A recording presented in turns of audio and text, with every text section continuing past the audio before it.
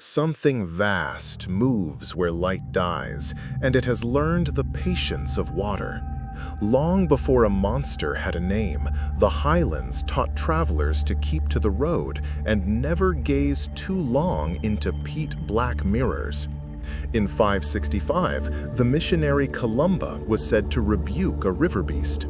In 1933, a new road along the north shore of Loch Ness invited headlights to stitch the night, and stories to follow. Tracks in the mud, a hump like a rolling hill, a wake with no boat.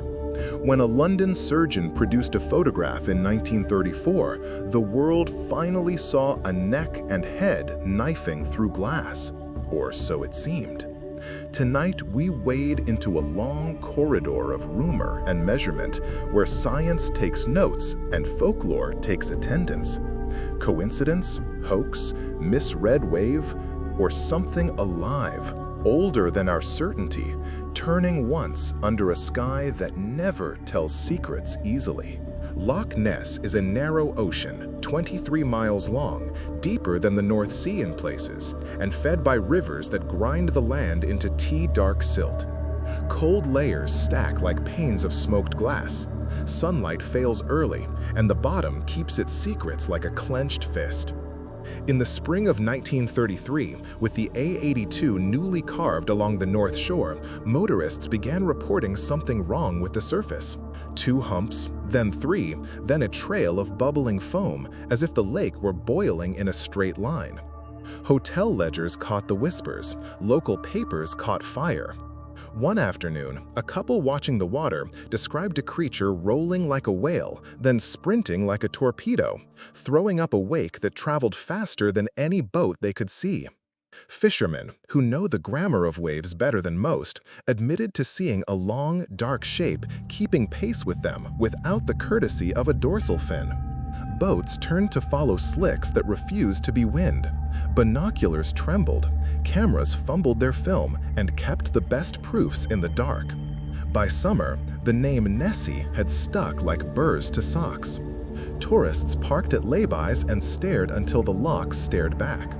At dusk, Urquhart Bay held its breath, a black triangle of water framed by ruin and pine. And something, if you believe the careful, rose just enough to make certainty an act of faith. Hours later, miles away, the same line of agitation stitched the surface like a seamstress late to bed. Naturalists proposed sturgeon older than empires, wayward seals, otter trains, the sly arithmetic of boat wakes rebounding from steep banks and fusing into moving walls called standing waves. Headlights combed the shore roads. The dark recomposed itself behind them. Newsmen arrived with adjectives. Locals arrived with flasks. Priests arrived with a shrug that covered both belief and caution. Each new sighting rehearsed the same choreography: a breathless shout, a scramble for position, a finger stabbing at the skin of the loch as if it were a map to be annotated, and finally the private verdict: monster, wave, eel, lie, entered silently in the mind. What no one disputed was the feeling, a pressure under the hours, a sense that the water had a plan, and that humans, for once, were the rumor. But what rumor was the water telling back? The newspapers taught Ness to perform. May 1934 delivered the so-called surgeon's photograph, a profile so elegant it felt inevitable. A periscope neck, a small head, water paying respect in rings. It was printed, clipped, pinned, believed. Coaches detoured, postcards multiplied, the loch's surface became a stage that could never rest. Decades later, in 1994, Christian Sperling confessed he had helped build the image from a toy submarine and a sculpted head, a family revenge sold as revelation. Truth, however, was a slow swimmer. The picture had lodged itself where facts rarely dislodge anything: childhood. Meanwhile, other images arrived. Humps like moving hayricks, wakes that drew straight lines against wind, video frames that seemed to show a back rolling under gray water like a breath you couldn't catch. The loch also inherited older legends: In 565, Columbus supposedly ordered a river monster away from a swimmer, and it obeyed, as if saints negotiated with physics. Folklore from other Highland lochs spoke of water horses, kelpies, that lured riders to drowning, a warning of beauty with a bill. By the mid-20th century, the Ness story had learned to breathe through radio and television. Tycoons flew in. Serious men in serious hats stood on piers with binoculars while rain traced hieroglyphs on their coats. A long wave traveling over a submerged shelf will step upward and look like a spine. 3 otters in procession become an organism. A cormorant diving leaves circular ripples that imply a vanishing neck. Floating logs changed by waterlogged bark can roll like beasts. On cold mornings, steam fog, the har, would skate the surface, snatching away the horizon and magnifying any moving line into a suggestion with teeth. A handful swore to things they couldn't laugh away. A shape that turned sharply without a wake, a body that crossed a bay in seconds, eyes like wet coal glancing once at a boat before the water shut. Meanwhile, Ness became an industry. Cruises with sonar displays glowing like heart monitors, gift shops selling plushes and caution, museums balancing fossils with photographs and a smile. The mystery paid taxes, and the taxes built roads, and the roads brought more eyes. If a legend keeps its balance by being watched, what happens when the number of watchers becomes the legend?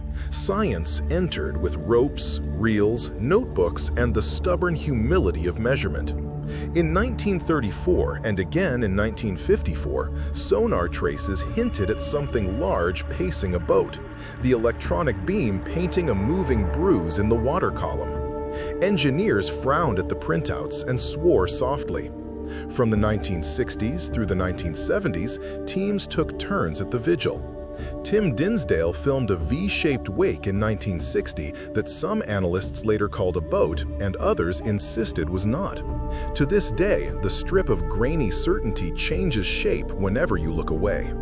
Robert Rines and colleagues wired the depths with strobe lights and cameras, and in 1972 delivered an underwater image that looked for all the world like a giant diamonded flipper. Later processing, however, drained the magic until the flipper resembled a stick, a swirl, a wish. Even so, the project taught the loch to sing in sonograms, odd contacts, transient shadows, a restless ledger of maybes.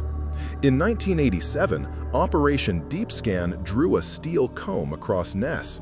A line of 20-odd boats with downward-looking sonar swept the basin in formation while reporters counted heartbeats. Several strong targets were registered at mid-depth, large enough to be intriguing, small enough to be inconclusive. The expedition surfaced with charts, television footage, and a word no one loves to hold: unexplained. The loch replied with mist and the steadiness of pressure that never forgets the shape of what presses it. What makes Ness such a factory of ambiguity is not only its depth, but its architecture. The sides are steep. Sediments slough off in slow-motion avalanches. Internal waves travel where light cannot follow. Thermoclines scatter sound, splitting sonar into ghosts of itself. And whenever a negative finding tried to close the case, the loch answered with new choreography. A wake breaking the rules, a sleek back cutting a reeded bay at dawn, a sonar blip pacing a cruiser, then vanishing like a thought mid-sentence. The pattern refused to harden into proof or dissolve into nothing. Instead, it hovered, an ache behind the eye you rub when no one is watching. If a mystery survives both ridicule and instrumentation, what precisely is being measured? The water or us? New centuries bring new nets. In recent years, environmental DNA surveys have trawled the loch not with hooks but with sequences, filtering water for genetic breadcrumbs shed by skin, scale, and slime. The result made headlines for what it did not find: no evidence for crocodiles or catfish colonies out of scale with the loch, no whisper of plesiosaurs hiding in a Highland trench. What it did find, in stubborn abundance, was eel DNA, so much that the oldest roomer on the shore put on a lab coat and nodded. A single European eel can grow impressive in silence.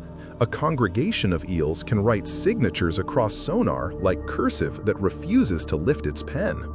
High-resolution bathymetry mapped the loch's wrinkles with the intimacy of a fingerprint. Each advance made the stage clearer, and yet the play kept its fog. Sonar crews continued to record large, mobile targets at depth on some days and nothing but weather on others. Skippers watched slicks travel against the wind and shrugged the shrug of professional patience. Phone cameras captured wakes that mathematics later pardoned. Wildlife webcams picked up otters flipping fish in their mouths, long, dark, sinuous, and for 5 seconds, exactly what the heart wanted. When photos were debunked, the story molted and kept walking. The lesson hardened into something like ethics. Investigate without cruelty. Name without insisting. Allow a margin where wonder can stand upright without being arrested by certainty. For every statistical demonstration of misidentification, there was an eyewitness whose voice would not break. Not everyone lied, and not everyone saw true. Between those two shores, the legend sails, tacking expertly. A scientist once told me, the loch is a complicated lens. It magnifies belief, it compresses doubt, it bends reason into arcs that meet at the horizon. If you stand there long enough, you may see something. And what would your decision cost? Maybe the error is not in what people saw, but in what we asked the loch to provide. Not a Jurassic orphan, but a portfolio wearing one name: wind, eel, log, otter, wave, hoax, hope. A living myth harvests raw inputs and returns a shape that fits the century. In the 1930s, it looked like a sea serpent with Edwardian posture.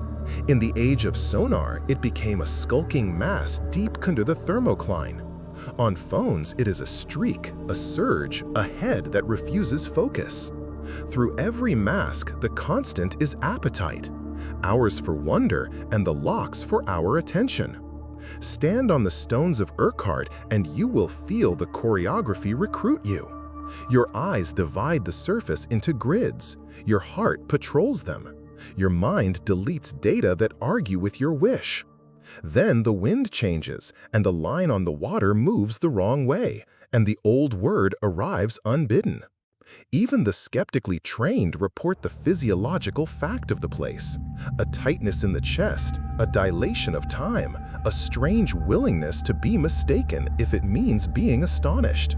Meanwhile, the creature, if creature there is, remains untroubled by our categories. It could be a solitary eel of great age, or a seasonal congregation moving like a single body. It could be standing waves writing cursive where currents meet.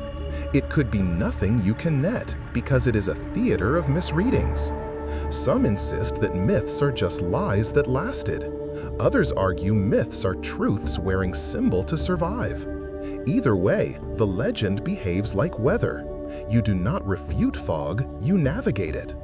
If Nessie is coincidence with a press agent, the case is closed. If Nessie is a covenant, grant respect and receive wonder, then the case is open for as long as the water lies still and dares us to say we know it. Either way, the Highlands continue their patient work of carving caution into the heart. You may come to end a story and leave inside a bigger one. Look long enough and you will notice the simplest truth of all. The loch does not need a monster to be extraordinary, but a monster needs a loch exactly like this to be believed. So which is it? Covenant, coincidence, or something still surfacing? History leaves doors ajar, and water knows every one of them. The Loch Ness monster might be a rumor in waders, an eel in a cape, a hoax with good posture, or a catalog of human longing mistaken for scale. But dismissing it entirely misses what the Highlands keep teaching. Some landscapes are instruments, and some nights are amplifiers. Stand on the shore and you will hear your breath become mist, your certainty become small. If there is a creature, it has hidden where we are weakest, and poor visibility in deep water, in our need. If there is not, the mystery has still served us by making us look longer, listen harder, and think about what we mean when we say we know. So we leave the loch as we found it, dark, patient, indifferent, and somehow intimate. The question remains where it began, rippling. What do you believe rose out there, and what does that belief reveal about you?